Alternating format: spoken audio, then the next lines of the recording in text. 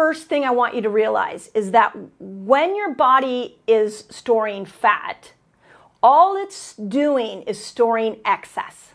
So if you haven't heard me say that, I really want you to take this in, think about it. All fat is excess. Your body didn't know where to put it, didn't know how to use it, so it stored it as fat. Well, in the belly, it's excess of two specific hormones, estrogen and cortisol. So here's the way to look at that. Why would it store estrogen there? And when we talk about estrogen dominance, especially for those of you, especially the women that are younger, but estrogen storage also happens to men in the belly. Why would we have more estrogen than we need? Let's answer that question.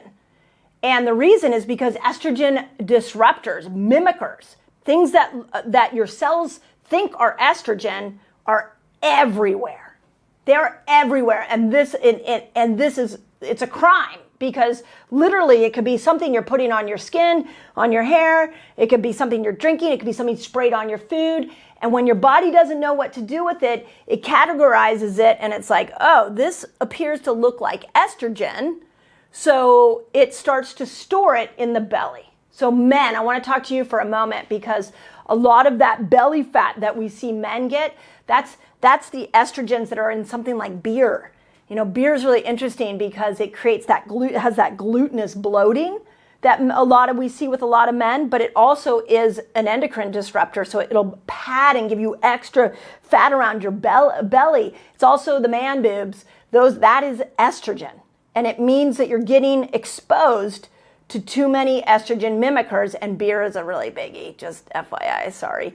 I hate to be the bearer of bad news. But it also can be your beauty products. And I know as men, you might be like, well, what do you mean? I don't really have that many beauty products. But think about everything you put on your skin. Think about what you wash your clothes in. All of that can end up getting absorbed through your skin. And then your body has to do something with it. And so it stores it as fat if it's an estrogen mimicker. So estrogen is a big piece of this. The second hormone that gets stored there is cortisol. Now, I want to speak to those of you that are really stressed out for a second. I know, and you're going to see threads, especially in my current videos here on YouTube.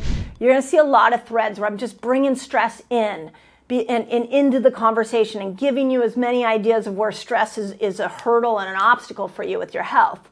So I want to make sure that you're addressing cortisol. And one of the things that I know for my own self, because I'm working on stress all the time, is that if I start to feel like I'm accumulating fat around my belly, I'm like, stress has gone up.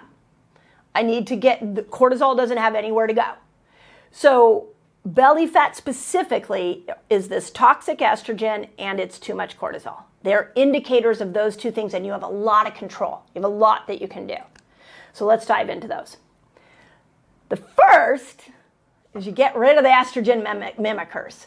So what does that mean? That means you got to look at your beauty products. You got to look at the chemicals in your food. You got to look at the chemicals in your even in your kitchen, your laundry detergents. Like, you need to do a chemical overload and take yourself on a chemical elimination diet.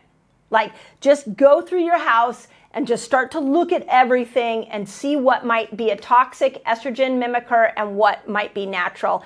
And if you're overwhelmed with that thought, then lean into something like, there's a lot of really cool things on a lot of apps right now, like Think Dirty is a great app, Skin Deep is another great app, Environmental Working Group. They have an app, there's a lot of places you can go to figure this out. So one of the things that I see where there is an incongruency for a lot of people is they sit over here and complain because they're not seeing that their belly fat's going down, but then did they take a day? It may take you a day to go through and scan everything in your house and make sure you don't have estrogen mimickers. I've spoken about this a lot on several videos, that people have really big whys. They do that. If they have a big why, like I got to overcome something, they're going to go and take a whole day to scan everything. One of the stories I always remember in my clinic was that a woman named Lanny went in for a routine mammogram at 40, and no symptoms, came out that day with a diagnosis of metastatic breast cancer. In fact, she was a patient of mine. She was a friend of mine. Every single book I ever write, you will see her name in there. She was that impactful to my life. And one of the things that I remember Lanny telling me was that the day she got the diagnosis, she went from the doctor's office she got this horrible diagnosis, and she went straight home. And she scanned everything. She cleaned her house from head to toe. She researched the heck out of what got her breast cancer in the first place. And estrogen mimickers was a big part of this. That's a why. So you can't sit in a place where you're like, oh, I wish I would lose weight. I wish my belly fat would go down, and not dive in deep into what in your world is an estrogen mimicker that's creating this extra fat to be there. So, I hate to point out beer. I love beer, but I don't drink it. I don't drink it because for a variety of reasons, but mainly because I don't want the belly fat. It's just the way it is. So keep that in mind. Okay, check this out. I have a free fasting guide for you all. It's free. And it's going to teach you all the basics of fasting. It's going to teach you how to kill hunger when you fast, which is really cool. And it's going to show you how to break your fast, among many other things. All you got to do is click on the link below and enjoy. Okay, the second thing that I want you to think about is that if this is cortisol that gets stored down here, then how do we use cortisol so it's not stored? And this is where we can move our body. So this is anytime, and here's something, those of you that are dedicated to this topic, and put it in the notes if you're dedicated, because it's one thing to watch a YouTube video and be like, oh, this is entertaining. Yeah, I should probably do that. And it's another thing to have a fierce intention about going after your health and making sure you are loving the body you live in, which I think should be the ultimate goal. You should love the body you live in. So with that in mind, when cortisol comes on the scene, the best way to make sure that you don't use cortisol is to move your body. So it could look as simple as you're sitting at your desk at work, somebody comes in, yells something at you, or gives you a workload, and you're like, oh my gosh, how am I going to handle all of this? And cortisol comes surging in your body. The worst thing you can do is sit there and stay there. It's the worst thing you can do. Get up and move. Even if it's 5 minutes, 10 minutes. During the pandemic, oh my gosh, I think I walked 10 times a day. Every time I had a stressful thought, I was like, whoop, time to go. I got to go walk. Even to this day, I walk 3 to 4 times a day. And normally it's around stressful. Like if I get off a podcast interview, I'm tired. If I go to my email and I'm like, oh my God, I'm overloaded, I'll go for a walk first so that I'm always using cortisol. I'm not storing it. So that's the second way we go after this belly fat. Third way, and this one I've talked a lot about, but I'm not sure if I put it in this context. And that is that a lot of you that are fasting, you need to open up your detox pathways. So what does that mean? It means that you have a lot of lymph that is being drained out of certain organs. So like, the liver has the common bile duct and the gallbladder, and there's a whole lymph system around that drains into the small intestine, and then the small intestine drains those toxins into the large intestine, and then out through your stools it goes. So sometimes when things are accumulated around our belly, it can be a sign that drainage system isn't happening. A really good way to understand where your drainage is at is just feel above your clavicle. Is it puffy or is it an indentation? That should be an indentation. What about under your arm? I've talked a lot about that. Do you have a pit or a puff? If it's a pit right underneath the arm, that's great. If it's a puff and it has like a mushy feeling to it, that's stagnant lymph. So we've got to get the lymph flowing, but if it stays in the abdomen, then it's going to create more of those toxins accumulating around your abdomen. So make sure you're having a daily bowel movement. If you're not doing that, please do that. Make sure that happens. Then more greens, because greens are fiber. They're going to help support a healthy microbiome in your gut. They're going to help with bowel movements. So let's do that.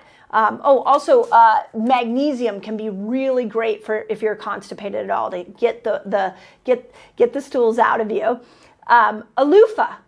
I've talked about this before, but if you didn't see that video, in my shower is a loofah. and they're like a sponge-like thing, and I sponge all my detox pathways under my arms, my abs, down my thoracic area, in right above my clavicle, my inguinal area, my abdomen. I just make sure that I'm always opening those pores up so that toxins can get out of there. And then another one that's a really cool hack. This is like cutting edge hack, ancient cutting edge, which is castor oil. When you go to bed at night, put some castor oil on your belly, and it opens up and dilates and lets your body be able to mobilize those toxins. Now, the one thing I will warn you is if you just put castor oil and you don't have a pack, then castor oil can stain maybe your favorite PJs. So we don't want that to happen. So make sure that you're also aware that it can stain your clothing. So be mindful of that.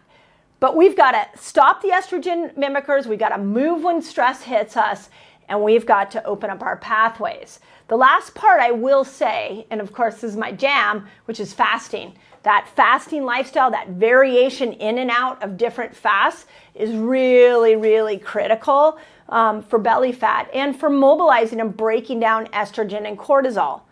So remember that the pulsing in and out of different fasts, sometimes those can increase oxytocin. If we do them just lightly, you get a little dopamine rush, and dopamine and oxytocin go hand in hand. And so oxytocin will calm cortisol down. We also know that when you're building a fasting lifestyle, that a lot of times you can dip in and you can start to go after breaking down some of that fat, and you will get these estrogen mimickers will start to unwind themselves.